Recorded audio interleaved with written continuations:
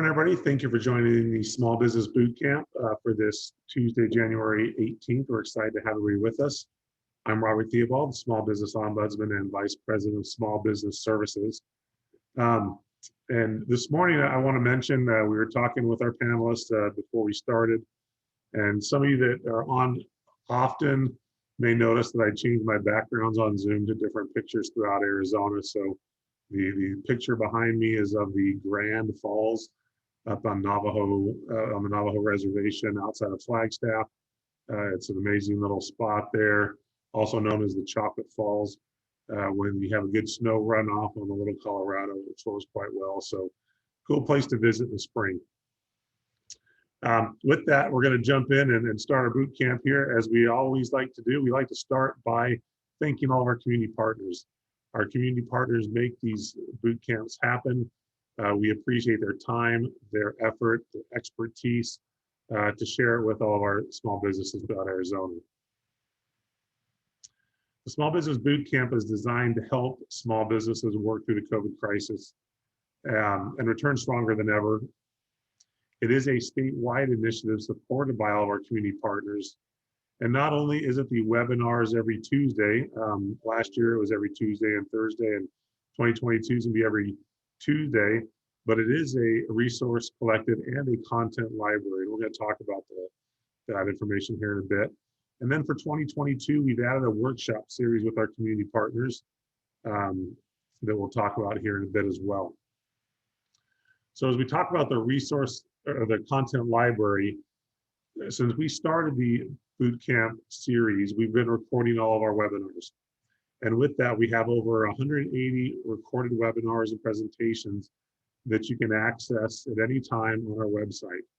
They're at the bottom of the website under the archive section, and you can go through each week and find the webinars that you may be interested in to help your business. We have every topic covered. There's great information in there. And if you're looking for something specific and you can't find it, feel free to reach out to us and we will guide you to that week or that webinar's recording. So great resource, and you can share those links with friends and family and other business leaders that you may know that could help them. A couple notes on COVID resources. They're still available. The state put together a state information and resource page called ArizonaTogether.org, and that is still operating and running. And then the Arizona Commerce Authority put together a COVID-19 Arizona Business Resources page related to COVID-19. And on that website, you can find a lot of great business guidance, financial information, other things related to the pandemic. And we'll post these links in the chat. Also, the ACA has a number of programs that help support small businesses throughout the state. Our Small Business Services, our Workforce Division, and our Arizona MEP, our Manufacturing Extension Partnership. Besides these programs, we have our Small Business Checklist, and this is an online interactive tool that we have on our website that helps guides entrepreneurs or businesses looking to grow or expand to understand the commonly requested licensing, registration, and compliance needs at the local, state, and federal levels. There's also a lot of other great business information you can find on that checklist program. So please check that out. And we just added a new feature to it. You can see in the lower right-hand corner of the screen, on the screen, is Sally, our state and local licensing information chatbot. So please check that out, provide your feedback. It's in the beta version right now, but we welcome everybody to give it a try and share that feedback with us. With that, we'd like to transition to some business updates. Many of you already know that the Economic Injury Disaster Loan Program has closed, so please be aware of that. Also want to note that Goodyear, Superior, Phoenix have small business grants available right now. We'll post the links to those programs in the chat. And then also Maricopa County has a small business resilience program that has multiple facets to it. First, there's technical assistance. There's a 1% interest loan program, and there are some small business grants. And those programs are being run through Local First Arizona and Prestamo CDFI. So please take a look at those programs. And then we're going to post a link in the chat with an article that I found of other grants and programs that may be of interest.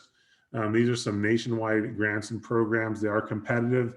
There's not a lot out there, but they are ones to be aware of that you may be able to apply for or compete for. So we're going to share that information. Now we want to jump in and look at some of the upcoming sessions. So next Tuesday is the ultimate guide to starting your business with the attorneys from Spencer Fane. They're going to share some key information that is helpful when you're starting your business or growing your business, things to be aware of. And then the following 2 weeks, we have actionable ideas for business owners. We have a 2-part series there. The first part will focus on leadership, planning, and culture. And the second part will focus on marketing, productivity, and customer service. And then we've got Tuesday, the 15th, marketing strategy, positioning to win. It's a really good presentation from Tim Manning. We're really excited about that session as well. Excited about all these upcoming sessions we've got. They're all new presenters for us. We're excited about that. So we hope you can join us on all of those. We also have nestled in there a workshop on the 26th of January with SCORE Greater Phoenix in person in Mesa. We took it off this list because there is a current waiting list, but they have that same workshop at other times. So you can check out SCORE. If you Google SCORE Greater Phoenix, you can find their events and the workshops that they have going on. SCORE Southern Arizona also has some workshops you can take a look at if you're in the southern part of the state. So with that, we'll turn our time over to Kristen Carmichael. She is the training director at the Lodestar Center for Dispute Resolution at the Sandra Day O'Connor College of Law at ASU. Kristen, we'll go ahead and I'll stop sharing and let you get started. Sounds great. Thanks, Robert. It's a little bit of a mouthful, isn't it? Every single time I present, it's always like, that is the longest name of the university that it can be. Just making sure everyone can see my screen. Yep, it's good. All right, perfect. So welcome, everyone. It's so nice to be here. As Robert mentioned, my name is Kristen Carmichael, and I am the training director at the Lodestar Center for Dispute Resolution. And our focus is teaching conflict management skills, also things like negotiation and communication to everyone from small business owners, teachers, administrators of schools. We work with therapists, social workers, a large group of people, as well as attorneys.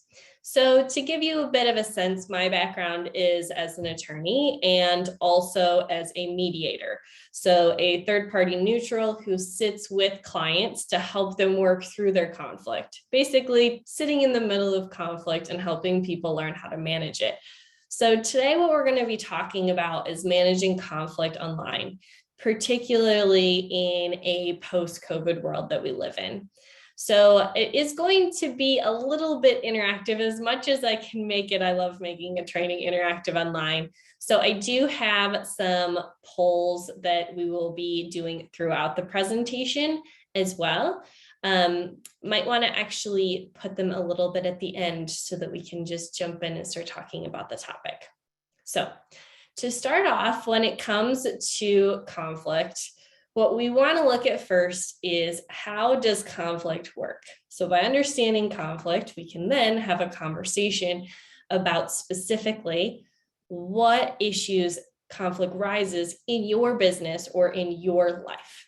So what we're going to fall back on always as a start is the Thomas Kilmann conflict mode instrument. So what this is demonstrating is different conflict resolution strategies across the board. So the first one is going to be avoiding. We all may have those moments where we tend to avoid conflict. I don't think anybody particularly loves conflict, but in this situation, your primary method would be that you avoid it. You basically just run away from conflict. And in some situations, avoiding conflict can be helpful. There's no need to add conflict unnecessarily or deal with it if it's not a necessary topic to be discussed. But avoidance typically falls in a category of complete avoidance, never wanting to deal with conflict at all. Now, the complete flip side to that is a compete mindset. So a compete mindset is going to be someone wins and someone loses. You want to win when you have a conflict with someone. It doesn't matter if you're right, you always want to win. But what that ultimately leads to is the assertive personality always coming out on top, and there not being any resolution to the conflict itself. Now, the third one is accommodating. What does accommodating mean? Accommodating means that you are giving into the wishes or demands of the other person. So again, the assertive person is taking control in that situation. Accommodation means you're not running away, you're just always saying yes. And especially for small businesses or business owners, a lot of you have probably heard the saying, the customer is always right. We'll talk about today why the customer is not always right. We don't want to accommodate to the point that we are not getting any benefit or resolution out of the conflict ourselves. Now, what we want to aim for is those last two, collaboration and compromise. So collaborating is co-creating a shared solution. That means that there is cooperation between you and that you are finding a solution that can be beneficial to both of you in a way. The ultimate goal that we're going for, though, is compromise. Why compromise? Because each of you gets what you want out of the solution. Now, it's not possible all of the time. There are plenty of times where your perspectives may differ. And so it makes it so it's impossible for you both to win. They're actually ultimately really kind of fighting with one another. The things that you want and the other person want are just not going to click, regardless of how much you want. But by compromising, you are finding a solution that can work for both of you. And that's often perceived as fairness to most people that are going through a conflict itself. So what I am going to actually do for a moment, there we go. All right. So conflict types and why they are popping up in your business. Well, common types that you're going to come up with first is in your office. So in your office, you could be having conflict with your employees. What does that commonly look like, particularly in a post-COVID world? Well, there's a shift in priorities and also a desire for more flexibility or benefits. You may have seen that in the market, there is a lot of issues of companies losing people. That would be because they're going on likely to a different position that's offering them something that they want that they can't get from your business. Or there just continues to be a shift of priorities within a business. And that is ultimately causing conflict with your employees. Now, what that looks like can depend on your business, but the biggest thing to focus on when it comes to that type of conflict is that it's ever changing because we're in COVID. And that's not something that is really easy for anyone, particularly business owners, to deal with. Other conflict that you're going to experience is employee to employee conflict. So what that looks like is differing perspectives on office procedures, a lot of conversations around different safety measures. So what kind of safety measures is one staff member comfortable with versus another? It could also be one member of staff that is maybe higher ranking, like a manager or an owner, versus someone who is doing kind of the day-to-day tasks. And so those people are clashing as well. There's also just age group tensions, different perspectives based on the age of your employees or even the political or sociological background of those people. And then also individual conflicts. We're hearing a lot about mental health, including burnout, a desire to be heard by employees, and also by staff and by business owners themselves who really want to be heard by, for example, the government in ways that the government can be handling COVID that can also be affecting your business. Now, what we're really going to focus on the example today, though, is with customers. And so really what we have seen with COVID is, according to CDC and multiple other organizations, small businesses particularly have been hit the worst, not only financially, but also with the issues of conflict surrounding COVID. And that's why I'm here today, to have that conversation with you and give you some tips and tricks to how to deal with that. Now, why is that happening? Well, there's a shift in expectations. Some people want certain expectations to be met that might not be realistic. There's also an increase in violence. So there have been statistics that have come out that there's been an increase in violence, particularly in retail and service-based businesses when it comes to handling issues of COVID, leading even the CDC to come out with recommendations for businesses on how to handle violence or conflict in the workplace. There's also meeting customer needs with limited staff. I cannot tell you how many businesses I've seen who put up signs saying, we just don't have the staff today, the capacity to be able to continue to work, which can cause frustration with the customers themselves. And the other thing is negative reviews and increased customer complaints. So issues where people are just continuing to raise complaints and concerns because, again, their expectations are not being met, when really small businesses are just struggling each day to be able to meet the needs of their customers with the limited staff that they have. So how do we actually handle this? So with a conflict resolution process, now a conflict resolution process is broken into 3 parts. What we're going to do today is we're going to look at the parts and we're going to look at an example and then break down how do you handle that example. If you have any questions throughout, please feel free to pop them into the Q&A or to ask them at the end. I'm going to leave some time for that as well. But really, with the conflict resolution process, what we want to start with is listening. And so listening is understanding the issue openly and actively, then responding in a timely way that focuses on collaboration and compromise. And then lastly, reaching a resolution that resolves the conflict in a way that's agreeable to all parties if possible. So here's our example, the dreaded 1-star Yelp review or any other review that you receive online, even as just an email that's not public, but no one wants to see this from a customer. So the online review that we're looking at is someone who commented that my husband and I came into this establishment on Monday. We were so disappointed. The service was awful. The person who assisted us was rude and distracted. We wanted to return an item, but we were told we couldn't with no explanation. And then on top of everything, they didn't have the item in stock that we wanted to buy. We used to love this place. What happened to it? Well, likely a lot of stresses and conflict and low staff happened to it. But there's something else to really think about with this. What we always want to focus on when it comes to conflict is not only the conflict strategies, but that part of your brain that causes conflict. And for many people, that is referred to as the limbic system. Now, the limbic system is the system of your brain, also very commonly called the lizard brain. So this is why, actually on my desk and in all offices, I have a little lizard. So the lizard is here to remind me that there's a part of our brain, the limbic system, which is the fight, flight, or freeze portion of our brain. That portion of our brain is evolutionary. It's there, and it's there to really help you survive.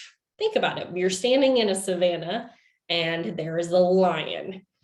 You can't work through the logical part of your brain to try and figure out the solution for the fact that there is a lion or a predator in front of you. So the limbic or lizard part of your brain jumps in. And that part of your brain actually helps you determine, is it best to freeze, just pretend that you're not there and hope the lion doesn't see you? Is it better to fight the lion, or is it better to flee from the lion? Can you outrun a lion? Well, the problem is, in a world that we live in now, we're surrounded by technology and there aren't any lions, as far as I'm aware, any nearby. But what happens is we still have that part of our brain. And so what's happening is a lot of times we will get into that part of our brain and it's difficult to get out. I think kind of one of the best potential examples is if you were all here and I could see you raise your hand, I would ask how many people have driven from work to home, you pull into your driveway and you have no idea how you got there. A lot of people will raise their hand. I appreciate it, Jeanette, for raising your hand there. So the thing is, you're all going to have that experience sometimes. And what you're doing is you're just getting into the recesses of your brain. What a lot of people in conflict are doing is they're getting in the recesses of their brain. They're just getting so overwhelmed that what happens is they freeze, or they flee, or they fight. And fighting is conflict. So a lot of times when you're getting a really negative reaction from a client coming in or a customer who's at your front desk, it's because they're not in the logical part of their brain. Now, we can't blame all conflict on this limbic or lizard part of your brain, but it does help us have some perspective when there is conflict directed at you. That's why I keep the little lizard on my desk. When I pick up a phone call, if I have a client or a customer that's screaming at me on the phone, my little lizard is reminding me that this person might not be in the best place. And that's really the starting place for understanding conflict. So why that's important is listening. The key to listening is listening with empathy. And that is probably the hardest thing to do. If someone is on the phone with you or is standing at your desk or is at, talking to one of your employees at your front counter in your business, and they're yelling and they're screaming and they're swearing and they're telling you how awful you are, the last thing that you're prone to do is to be empathetic. But that's really what we want to be doing. We want to understand that these people might just not be having the best day. And should they be taking it out on you? No, they shouldn't be taking it out on you. But at the same time, we want to be empathetic of where they are. And so to do that, we are going to actively listen. Now, you've probably heard of active listening over and over and over again. It tends to kind of bob and weave through the news as the newest thing. But really, the key to active listening is listening carefully to the other person with empathy. It's probably the simplest definition. What we want to start by doing is listening carefully as they share their perspective. And what that means is we're not thinking about how we want to respond. I do it all the time. I am someone who trains on conflict resolution. I have sat in rooms with hundreds of clients that are going through conflict. And the first reaction for your brain is someone is yelling at you or yelling at somebody else is to think of all the responses and the ways you want to tell them how it is back. That's just natural. We're naturally a bit defensive. But what we really want to focus on is understanding what items they're actually having an issue with. So that's why it's active listening. What we want to do is we want to identify the issues that they are having. Now, this is a key distinction in conflict resolution. What is an issue versus what is a position? And why is it important? Well, a position is, for example, my position is that let's say that I hate all banks. Just kind of an extreme position. Why do I hate banks? Well, there's underlying interest. Someone might say that they walk into a bank and they say, I hate a bank because they don't like the structure of the bank, or because they feel frustrated because they want access to funds that they're not able to have. Or maybe they had a bad past experience that was related to that bank. But they have a position that they hate a bank, or that they don't like your service, or that they are upset with the product that you provide. But really, there's an underlying interest as to why that is. So for example, if we go back to our online review, what we're looking at here is this person is saying that they came into the establishment and they're just disappointed. Their position is they're disappointed with your business. But why? What are their underlying interests that were affected? And what are the issues that they are presenting? So they're presenting that First, the service was awful, and they're defining for us that it's because the person who assisted them was rude and distracted. Now, that person could be rude or distracted from their perspective for many reasons. That could be because they had a bad day. That could be because you have an employee that really is rude. That can happen. They might not be a great employee. Or it could be because the person here was being very rude to your employee and your employee was reacting back that way instead of reacting with empathy or with customer service, regardless of how they were actually being treated by the customer. The other thing that they're bringing up is they wanted to return an item, but they said that they couldn't return it with no explanation. Now, I doubt that. Realistically, every single one of your businesses has, for example, if you offer goods, a return policy.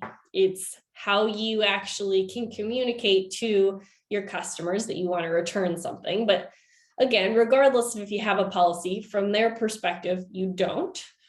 And then on top of that, they couldn't buy the item that they wanted. It wasn't in stock. So their position is your business is awful.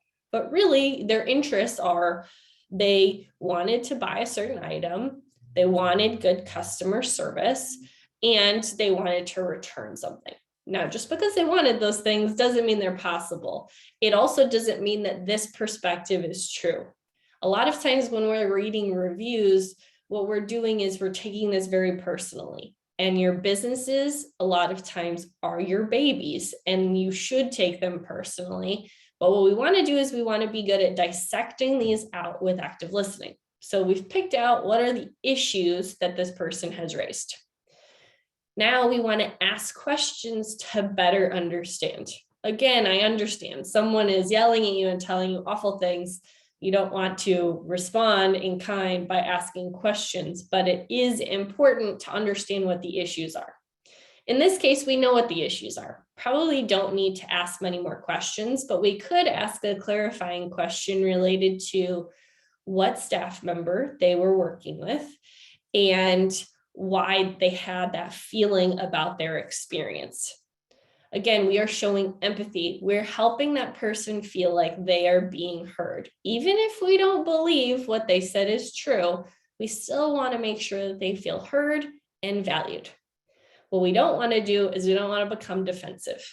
It's, again, as I said, the easiest thing to do is to defend our business. But at the same time, we want to make sure that we're understanding what the issues are. That's why questions are so helpful. If you have someone who comes in who's just ranting and they don't seem to have any direction, they're just upset, asking questions can help that person move to the logical part of their brain. They're in this part of their brain where they're just frantic. They're just frantically in the limbic system. We want to get them to logic, which is why questions can be very helpful. We also don't want to shift the conversation to ourselves. It's not exactly defensive. Instead, what it's doing is it's shifting away the attention from the person that is having a problem, and that will only cause them to feel unheard. By feeling unheard, they don't feel validated, and then they end up adding more conflict on top of it, which is not what we are looking for. So we've listened, and then the next thing we need to do is respond.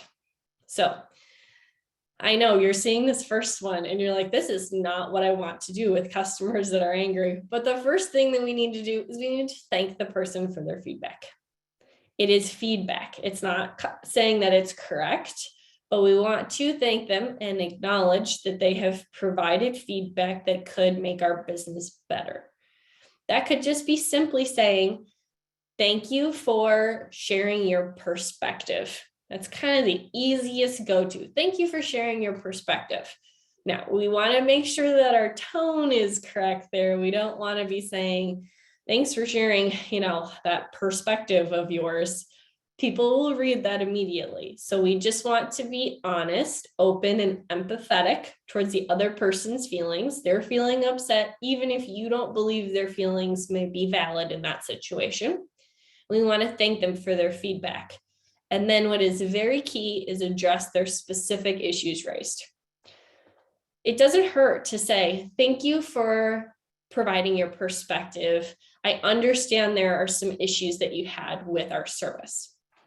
You're at least acknowledging that there was feedback and that there were issues. But to put the cherry on top, to make it the ideal, you want to specifically acknowledge the issues that were there. So for example, thank you for providing your feedback or your perspective. So it sounds like the biggest issues were our return policy, that we didn't have an item in stock that you wanted to purchase, and that you had a bad experience with one of our staff. Now, we can always frame that and kind of massage that wording. We could say, you did not have an ideal customer service experience instead of saying a bad experience.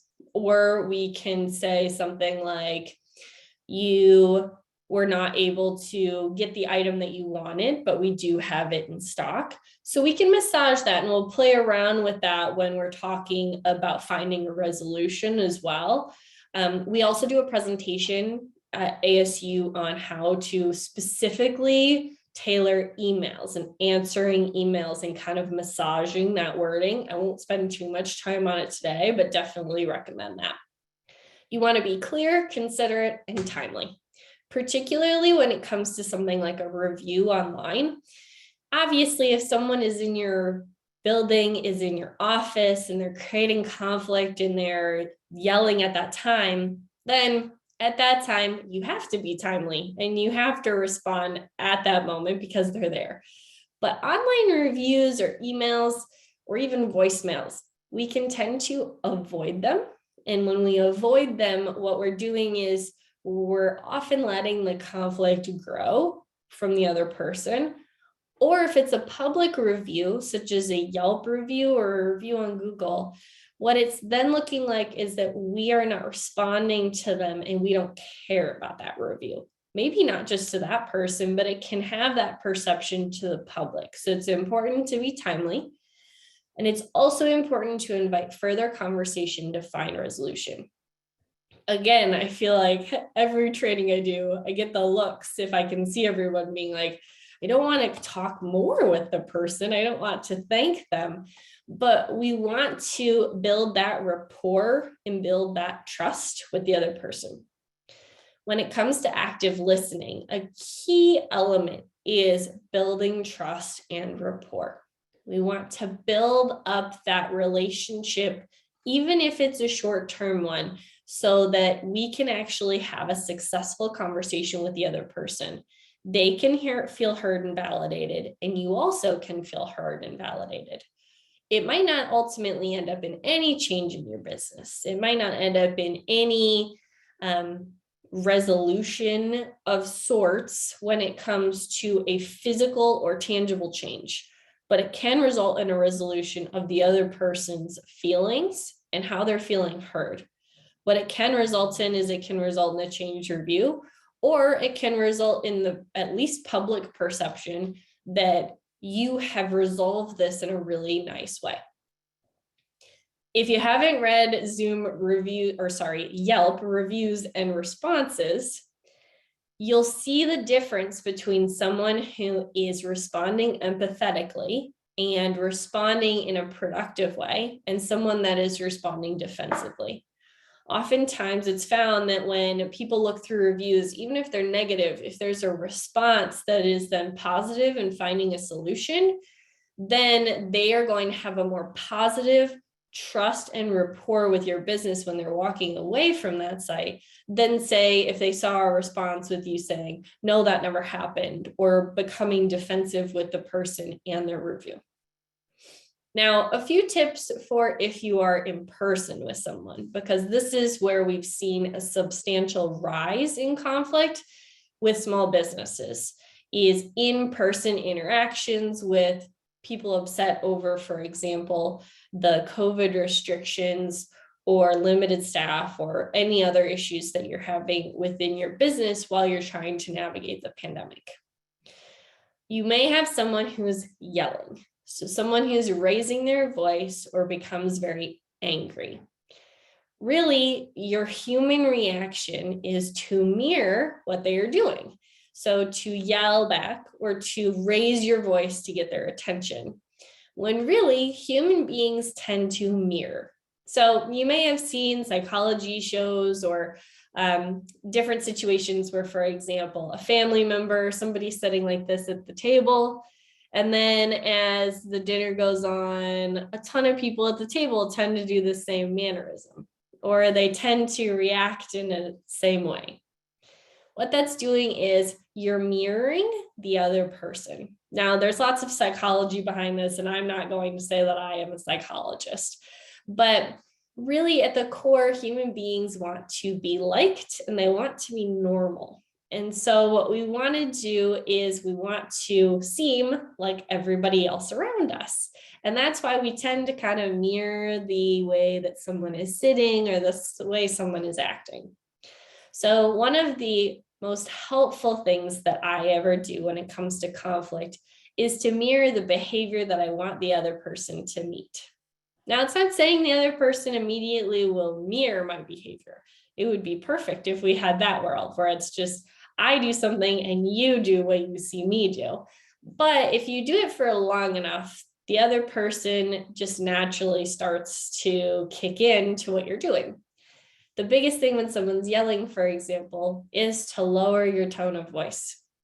So let's say someone's screaming in your office or in your building or in your business itself, and you start a conversation with them to lower that conflict. Start it with a lower tone of voice, just a normal tone of voice, and have a conversation with them and watch their tone of voice come down. Now, if it doesn't come down, or maybe they just don't hear you, what you can do is you can start at a higher decibel and then go down. So for example, if you know the person's name, let's say it's a Mr. Smith, you could say, Mr. Smith, thank you for providing your feedback. And then keep your voice at an even tone throughout. Again, right away, he might still be yelling, but his voice will naturally come down to where your voice is over time. And that's really the goal. The goal is to lower that conflict, to get that person where they seem to be when they're in a lower conflict state of mind. If you do know the person's name, that's another great way of handling it. Now, for a lot of businesses, you're not going to know the person that's walking into the door. But if you do, let's say you own a restaurant and you have a disgruntled customer at the end of their dining experience. If they've already paid or they've provided a credit card, being able to look at the name on the credit card, being able to just say someone's name, particularly when they don't anticipate that you know it, again, snapping that person into the more logical part of their brain. So we want to be as empathetic, reaching out to the other person with our words, which we can do with our tone of voice, as well as with saying their name or acknowledging something about them, just as much as we want to be moving the conversation forward and lowering the conflict. So what we are going to do is we're going to thank them for their feedback, address their specific issues, be clear, considerate, and timely, and invite further conversation. We don't want to answer immediately. Now, I know that might sound like an oxymoron from what I just said, but what we don't want to do is we don't want to answer immediately with conflict or with us at a heightened state. What's going to typically happen, unless you are superhuman, is that someone with conflict is going to come to you, and that's going to raise your sense of conflict. What that means is you might feel hot, or your chest or your cheeks might turn red, or you might feel like you have steam coming out of your ears, the classic cartoon. Those are natural feelings. But the problem is what's happening is we are moving into our own lizard part of our brain. Not only everybody has a lizard part of your brain, but you do too. And that's not going to lead to anything productive. If we're saying that we need to help someone build trust and rapport and be empathetic of them to help them think in a more logical way, we don't have the capacity to do that when we are angry and when we're in that part of our brain. So what we want to do is we want to take a breath. That could be, if the person is in front of you, just taking some short breaths to yourself. I'm not suggesting that you have to meditate or tell them that you're going to take a break in that moment, but taking a break for yourself and recognizing how you're feeling, taking the empathy that we've been pointing towards the other person and putting it back towards ourselves. So being empathetic and recognizing, okay, I feel really angry and really defensive right now. So I'm going to take a couple quick breaths and then I'm going to have the conversation. If it's, for example, a phone call that could be delayed, maybe an hour. So they call, they're angry, they're talking to your secretary and they want to talk to you. That's okay to delay it a little bit. Give them some cooling off period too. We don't want to delay it too long, as we talked about. Or if it's an email or a review online, you don't want to respond immediately. The nice thing about responding in text is, as I always suggest, you can put it in an email without anybody in the sender line, type out their response, close your computer, walk away, and then come back to it so that you have the opportunity to actually delve into it when you're in a calmer state of mind. We also don't want to place blame or avoid fault. It's very easy, particularly if someone leaves a review that says that you did something that you did not do, that you know didn't happen. It's very easy to say that that's not your fault, that did not happen. It's also very easy to shift blame around. So let's say, for example, the issue that this person has raised in their review saying that you didn't have a product in stock. That might not be your fault at all. The supply chain management right now is crazy when it comes to COVID. And so it could be that you just can't get it in stock because no one can get it in stock. But framing it as blaming someone else just makes the other person feel like you are not taking ownership and that you're not listening to their concerns. Instead, you're pushing them in a different direction. And lastly, avoiding responding altogether. We can't avoid responding altogether. There needs to be some type of response that is given. And so being that avoidance personality or conflict type, it makes sense. You don't want to deal with the conflict. It's probably the least part of your business that you least enjoy, but it does need to be resolved. And so that leads us to our next step, which is, how do we resolve the conflict? So first step of the do's of resolving conflict: have written agreements that can assist in reducing uncertainty in your business. This could be a number of things. For example, if you do contracts with your customers or clients, let's say you do have some kind of contract that you have in place, making sure that that contract is very solid and also very explanatory. Not like the tiny little text that no one can read, but at least has those main points in some form of text that they have access to. That's really helpful. Another example would be having a written policy. That might be that it just appears at your cash register. It could be that it appears on your website. Could be that your employees talk about it, or that with the customers, or that your customers have access to it in some way. The example of this that applies to this review that we're looking at today is a policy when it comes to returning goods.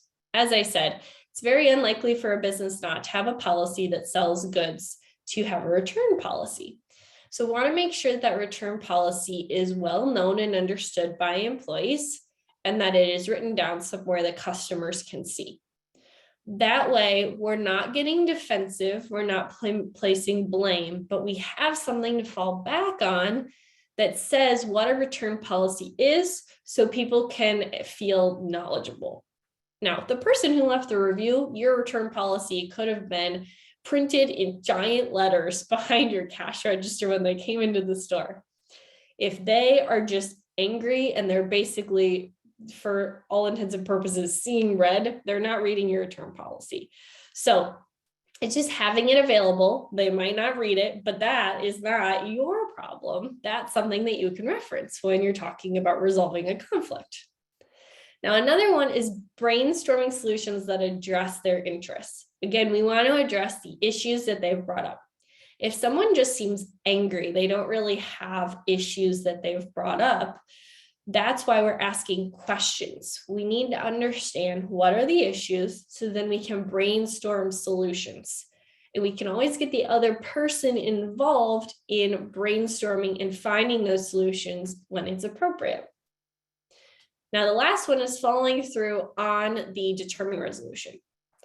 If we just take all this time to build trust and rapport, to be empathetic with the other person, to find a resolution that works for both people, but we don't actually bring it to fruition and we don't finish it, then we have actually caused more conflict and more of an issue. Because now this customer is going to say that, yeah, you talked to them and yeah, you made them feel heard, but if you don't follow through on the action, then ultimately there's no resolution. What we don't want to do is we don't want to primarily focus on our interests, because we have interests as well. We have interest in wanting to keep our business secure. We have interest in wanting to make sure that our employees are happy and that they feel valued. So we want to make sure that we're looking at, as we said, with compromise or collaboration, finding a resolution that will work for both sides.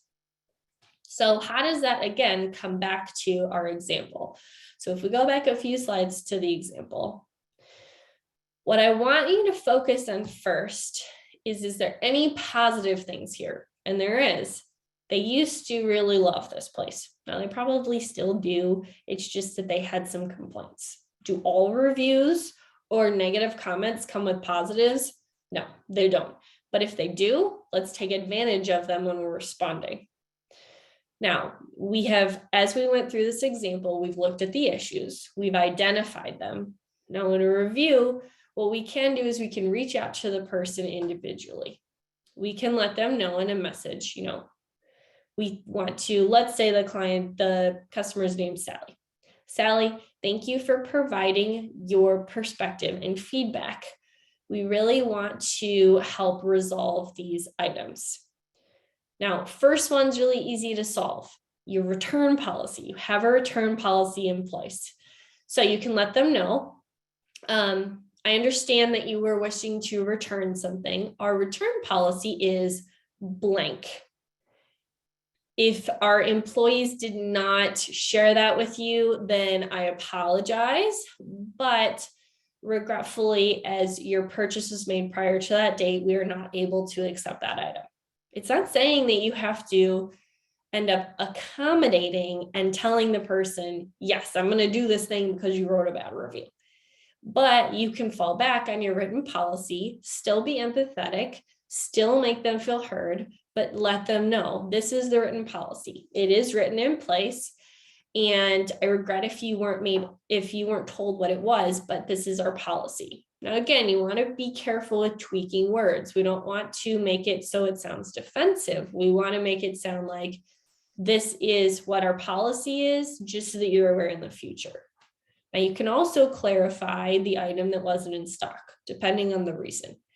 Hopefully the item is in stock, so that makes it really easy. No, I regret to see that the item wasn't in stock on that day. We do have it in stock, and let's add a little bit to the other person. You're meeting the other person's interest. They came in, it wasn't available, now it is. Well, what's saying that it's going to be available tomorrow? You could be sold out of this item. So you let them know, regret it wasn't in stock, but we do have it in stock, and I'm happy to set aside in the back room as many of this item as you would like to pick up so that you can do so in the next week or so. Give them time, give them grace, and let them feel heard on what their issue is. The last one is the hardest one because it's very vague. The person that was giving them service was rude and distracted. Well, if you don't know who that person is, you can't really make any resolutions on that item, and you don't know what rude or distracted are. So we can ask some clarifying questions there. For example, particularly if you're on a public forum, like a site where you have a review listed, you can let them know, we always want to provide the best service that we possibly can. If it would be okay with you, I would love to talk with you online about who you interacted with and what your issues were with that person so that we can resolve those. What you're doing again is you are reaching out, you're letting them know that that person feels that they are heard, that you understand them, and that you want to better your business. So at the end of the day, we all want our businesses to be the best that they possibly can. This might not have really happened. There might not have been a rude or an awful person who was distracted. But by telling them that you want to have that conversation, you're then opening the door. You are doing so in a gracious, trust-building way. And then they have to decide if they want to respond. They may respond and say, yes, I would love to talk about it. And then you can open a dialogue with that person about what the issues were. And you can apologize if there was anything that was an issue. If they don't respond, then that's on them, not on you, because you have done every step that you possibly can to resolve their conflict and resolve the issues that they were having. That can also be a system that you can use within your own office.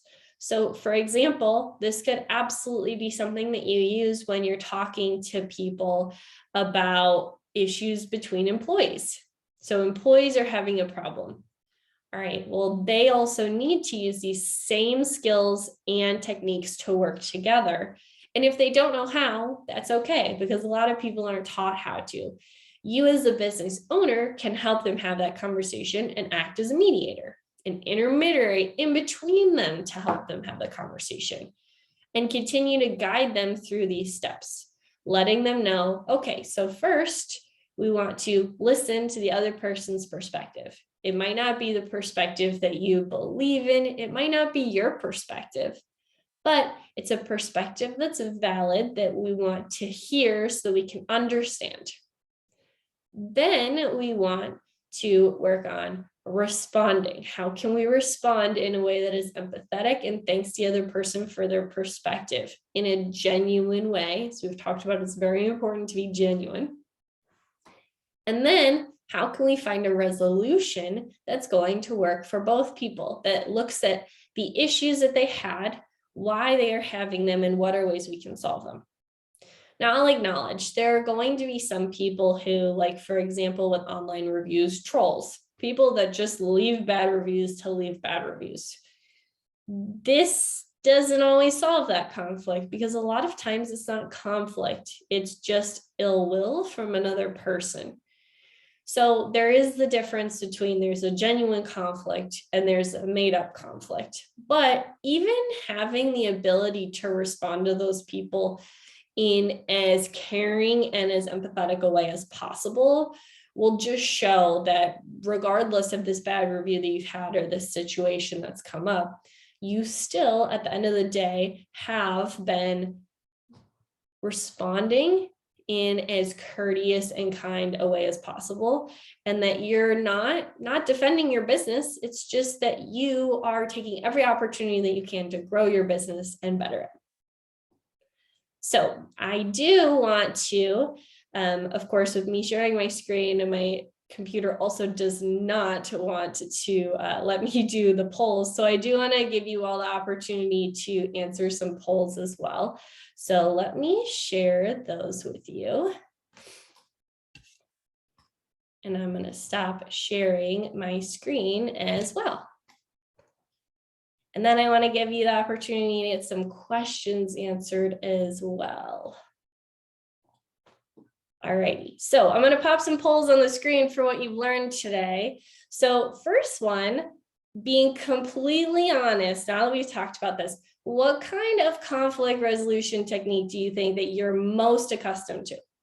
Now, you might have this with somebody else outside of business. So for example, when it comes to issues with your in-laws, you might avoid them, but in your business, you might be more collaborative. We all have different conflict styles when it comes to different people and different interactions that we're in, and that's completely normal. All right, I'll give you a couple more seconds. I appreciate that everybody's being honest. I have a tendency to have an avoidance conflict style for quite a few things myself. All right, I'm gonna end the poll and share the results. So you should see the results on your screen. So it looks like we have some that are avoidant, some compete across the board. Accommodate is also a really common one. So what we're tending to do is we're tending to just accommodate and say, yes, I will just do what you want me to do. And that really in business falls back on the customer is always right. What we want to look at though is finding solutions, not just telling them that they're right. Because just saying, yep, you're right, that's fine, we're just going to move on. What ultimately happens is it's perpetuating this tendency for the more assertive personality to be like, oh yeah, I am right, because I'm right all the time. I'm right, I'm the customer, which in some senses they are, but in a lot of ways, what we want to do is we want to open that line of communication instead so that we can better our businesses. We can also better our communication with other people. All right, now, out of curiosity from all of you, what is your main business focus that brought you to be interested in today's business boot camp?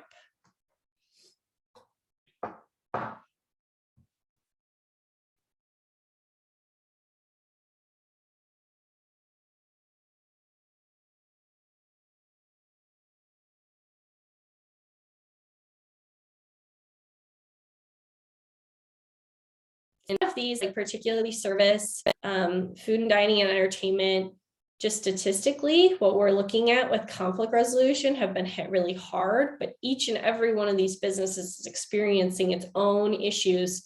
For example, manufacturing, distribution, and wholesale give you lots of credit for trying to work through the market that is the way it is and having access to things to be able to send actually to your customers. So share that one. All right. And one other question. So launching this one, since the beginning of the pandemic, would you say the conflict with your customers has increased, stayed about the same, or decreased? And depending on the area that you're in, it could be that it stayed the same. A lot of businesses are going to have the same amount of conflict that they had. I'm glad to see some people are saying there might be one person who got decreased conflict as these numbers are coming in. All right.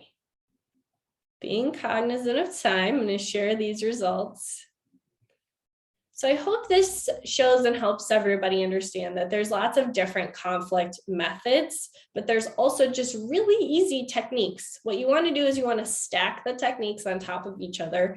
The more that you use, the more it will help you lower the conflict and be able to have productive conversations with your staff as well as your customers. So I know we're at the end of our time. Robert has jumped back on, but if anybody has any questions, please feel free to let me know. I'm going to put my email in the chat. I am happy to answer emails via, or answer questions via email as well. Excellent. Thank you, Kristen. Great presentation. Appreciate everybody responding to the polls as well. Very, very great responses. Great to see that, especially some of the, conflict has decreased. Yes. Businesses out there. That's awesome. Again, thank you, Kristen. Thank you all for attending. Great session today. We hope you can attend next week's session as well. We look forward to seeing you then. With that, we will go ahead and wrap up. We will leave the chat open for a little bit longer so you can see Kristen's email in there. And if you need to get a hold of her and you can't, you can reach out to us and we'll connect you as well. So thank you, and everybody have a great day. Thank you, everyone.